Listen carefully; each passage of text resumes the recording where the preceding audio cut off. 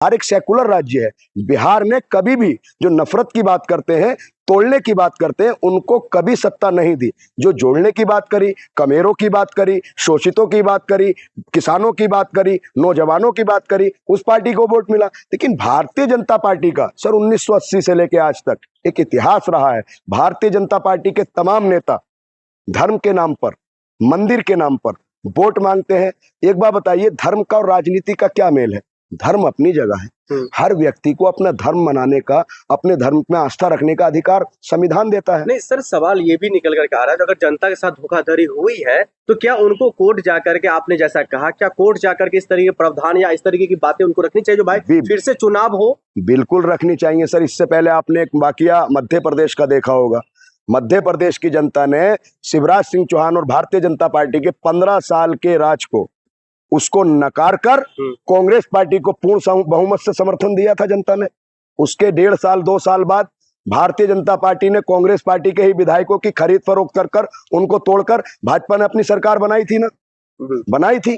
तो देखिए, भारतीय जनता पार्टी विधायक तोड़ने का काम, खरीदने का काम, सांसद खरीदने का काम, जनता को झूठे वादे कर कर, गुमराह कर कर, मीठी गोली देकर जो राजनीति करती है, अब भारतीय जनता पार्टी की राजनीति नहीं चलने वाली। जो अब 5 राज्यों में चुनाव हुए हैं, एक भी राज्य भारतीय जनता पार्टी नहीं जीतेगी। मैं ऑन कैमरा आपके चैनल पर कह रहा हूँ। लेकिन सर, जिस तरीके का जो माहौल है, अभी का जो माहौल है, इस माहौल को देखते हुए अब विपक्ष भी कुछ तो नहीं कर रहा है ना, वो भी लगातार, उनको भी सड़क पाना चाहिए भाई, फिर से चुनाव हो, क्योंकि बिहार की जनता की बात है, किसी पार्टी का या किसी व्यक्ति की बात नहीं है। देखिए, विपक्ष में जो नेता इंपोर्टेंट आते हैं, जो ऊपर से लैंड करते हैं, वीआईपी कल्चर से आते हैं, उन्हें ये नहीं पता किसान का दर्द क्या है, उन्हें ये नहीं पता मजदूर का क्या दर्द है। कांग्रेस पार्टी हो, समाजवादी पार्टी हो, अभी एक नया आपने देखा 2 दिन पहले आम आदमी पार्टी हो, आम आदमी पार्टी और तमाम ऐसी पार्टी जो नेता पार्टियों से, समाजवादी से बने, आम आदमी से बने, कांग्रेस से बने, और आज दामन किसका थामे हुए? भारतीय जनता पार्टी का। तो ये पार्टियां जो मेहनती, कर्मठ, संघर्षशील और जो तमाम सरकार की गलत नीति के खिलाफ आलोचना करते हैं, जब तक ऐसे लोगों को ये पार्टियां महत्व नहीं देंगी, ऐसे लोगों को विधायक और सांसद बनाकर सदन में नहीं भेजेंगी, तब तक ये धांधली नहीं रुकने वाली। क्योंकि उनको ये पता, देखिए, एक पिता एक मकान बनाता है और उसका बेटा उस मकान में रहता है, उसमें 100 कमियां निकाल देता है, क्योंकि उसे नहीं पता था कि ये मकान कैसे बना था।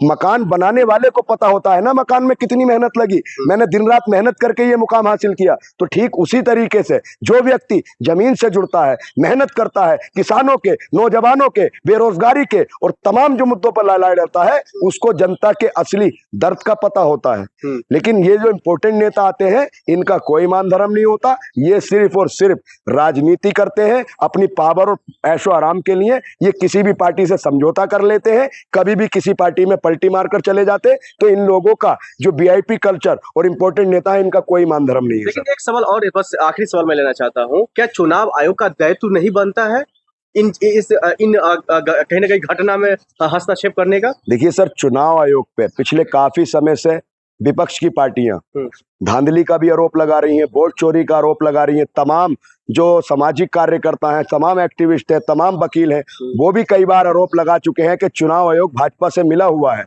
जिस तरीके से चुनाव आयोग के खिलाफ सड़कों पर आंदोलन हुए, पूरे देश ने देखा, आपने देखा। तो जो चुनाव आयोग पर सवाल उठ रहे हैं, आखिर चुनाव आयोग उस पर जवाब क्यों नहीं देता? सवाल चुनाव आयोग पर उठता है, उसको डिफेंड कौन करता है? सुनिए सर, सवाल चुनाव आयोग पर उठता है, उसको डिफेंड कौन करता है? देश की गोदी मीडिया और भारतीय जनता पार्टी के नेता। भाई, चुनाव आयोग पर अगर कोई सवाल उठता है तो उस पर सफाई देने का फर्ज किसका है?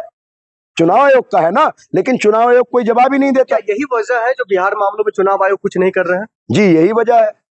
जो कहते हैं ना कि देश के संविधान की कुर्सियों पर विश्वास है, हम हर संवैधानिक कुर्सी का एहतराम करते हैं, हर संवैधानिक कुर्सी का सम्मान करते हैं, लेकिन उस कुर्सी पर किस विचारधारा का व्यक्ति बैठा है, कैसे सोच का व्यक्ति बैठा है, ये तो हम जज नहीं कर सकते ना। हमें देश की संवैधानिक कुर्सियों पर पूरा विश्वास है, हमें देश के संविधान पर पूरा विश्वास है, लेकिन जो गलत मानसिकता के लोग, गलत विचारधारा के लोग इन संवैधानिक कुर्सियों पर बैठकर इनका दुरुपयोग कर रहे हैं, इनका भी हिसाब देश की जनता एक दिन करेगी।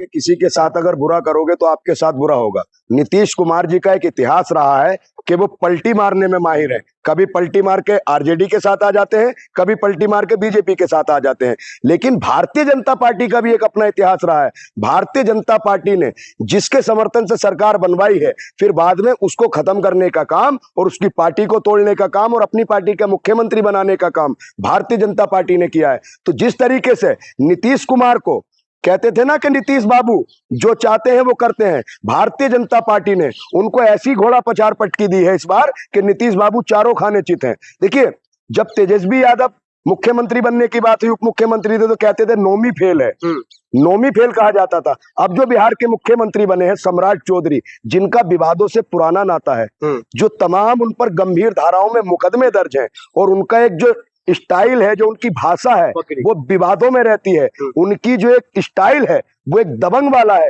तो देखिए, राजनीतिक व्यक्ति के अंदर सुलझापन होना चाहिए, पढ़ा लिखा होना चाहिए, जनता के मुद्दों को समझना चाहिए, जनता को किस चीज की जरूरत है उसकी परख होनी चाहिए। लेकिन बिहार के जो सम्राट चौधरी हैं वो बिल्कुल इन सब चीजों में फेल हैं। वो पढ़े लिखे भी नहीं है, कोई अच्छी टेक्नोलॉजी वो नहीं जानते, अच्छा मैनेजमेंट करना वो नहीं जानते।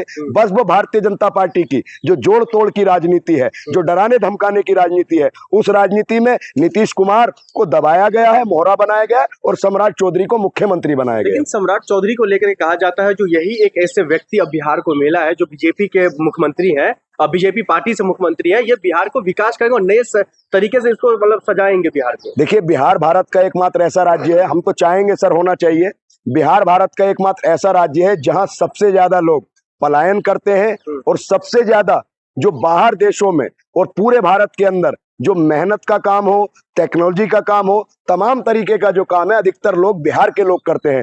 तो मैं चाहूंगा सम्राट चौधरी जी अच्छा काम करें। जो बिहार के लोग अपना घर परिवार छोड़कर पलायन कर रहे हैं, तो कोई नहीं चाहता अपना घर परिवार छोड़ना, वहां पर रोजगार दें, अच्छा डेवलपमेंट करें, अच्छा एम्प्लॉयमेंट करें, अच्छी शिक्षा दें, इलाज के लिए बेहतर सुविधाएं दें। बिहार के अधिकतर लोग दिल्ली इलाज कराने आते हैं, क्यों आते हैं? क्योंकि अच्छी वहां पर जो चिकित्सा व्यवस्था है अच्छी नहीं है। तो सम्राट चौधरी करे ना, 20 साल से एनडीए के गठबंधन से नीतीश कुमार की सरकार थी। अरे भैया, अब तो डबल इंजन का सरकार है ना। मोदी जी का नारा है, भाजपा के लोगों का नारा है कि डबल इंजन की सरकार। तो डबल इंजन की सरकार 17 राज्यों में भाजपा की सरकार है और 21 से 22 राज्यों में इनके गठबंधन की सरकार है। तो वो राज्य कितने विकसित हुए और बिहार कितना विकसित होगा, ये सोचने का विषय है। बिहार की जनता इस बार इन लोगों को, नीतीश कुमार ने जो बिहार की जनता के साथ विश्वासघात किया है, देखिए, बिहार के लोगों ने कभी भी जो कट्टरवादी विचारधारा थी, जो जोड़ने की तोड़ने की राजनीति करते थे, जो धर्म के नाम पर राजनीति करते थे, बिहार के लोगों ने कभी उस राजनीति को महत्व नहीं दिया। भाजपा कभी अपने दम पर वहां सत्ता नहीं बना पाई। लेकिन नीतीश कुमार जी ने बिहार की जनता के साथ विश्वासघात किया है और बिहार की जनता इस बार नीतीश कुमार को बहुत बुरा हराएगी। और भारतीय जनता पार्टी जो सिर्फ और सिर्फ धर्म के नाम पर राजनीति करती है और हर मुद्दे पर फेल हो जाती है, तमाम तरीके के झूठे वादे करती है, तमाम अपने मैनिफेस्टो में लंबे झड़ी लगा देती है वादों की, लेकिन खरी नहीं उतरती। लेकिन अभी का जो दौर है, इस दौर में देखा जाता है जो नीतीश कुमार का बेटा भी रेस में था, एक वक्त मुख्यमंत्री के रेस में था, लेकिन अब जो है वो उप मुख्यमंत्री के रेस से भी बाहर है, कैबिनेट में जो मंत्री की जाने के बाद उससे भी बाहर है। देखिए, सबको मालूम है कि परिस्थिति क्या थी। सम्राट चौधरी परिस्थितियों के मुख्यमंत्री बने हैं। परिस्थिति ऐसी आ गई, नीतीश कुमार को राजपाट छोड़ना पड़ा। क्या प्रेशर था, क्या उनकी विपत्ता थी, क्या समस्या थी, वही जानते हैं। देखिए, जहां सवाल उनके बेटे का आता है, उनका बेटा राजनीति में नहीं है, इतना ना ज्यादा काबिल है। जेडीयू के अंदर और भी बहुत से काबिल नेता हैं, उनको मुख्यमंत्री बना चाहिए था। और सर, आपने आज जेडीयू के तमाम कार्यकर्ताओं के, नेताओं के बयान सुने होंगे कि हम विपक्ष में बैठना मंजूर करेंगे, लेकिन हम कट्टरवादी जो सोच रखने वाली पार्टी, देश को तोड़ने वाली पार्टी